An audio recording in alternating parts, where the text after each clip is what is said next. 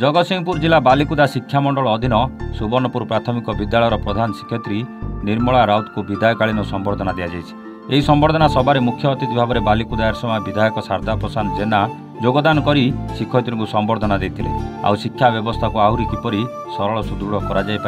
से विषय मत देते किंतु आज ये अवसरकालीन संबर्धना उत्सव में अवसर नहीं शिक्षयित्री जनक आज दिन में ए समाज को कलुषित करुवा शिक्षकों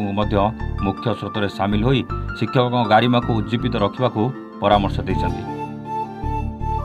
निश्चित भाव में ये गोटे पूज्य पूजार परंपरा आज ये अंचल सुनाम धन्य शिक्षयित्री सम्मान्य निर्मला कुमारी राउत आज अवसर नहीं आम अंचल स्थानीय आदिवासी माने एक वर्णाढ़ परिवेश रे विदायकालीन संबर्धना सभा आयोजन करते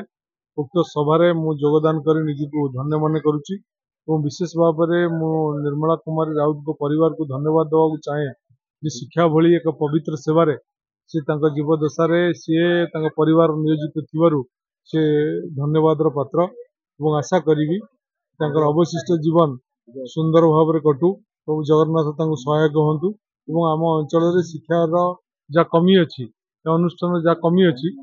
सरकार दृष्टि आकर्षण कर पूरण करने निश्चित भाव में चेष्टा करी अवश्य मु कहले अत्युक्ति हेब मोर शिक्षादान फल मोर जो भल पाइबा अच्छी छात्र छात्री मान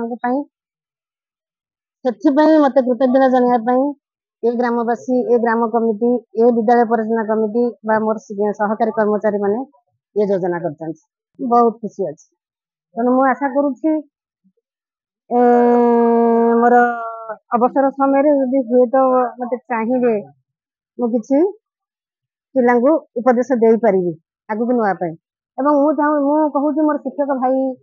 शिक्षयित्री भौणी मानू से माने ठीक शिक्षादान कर पिला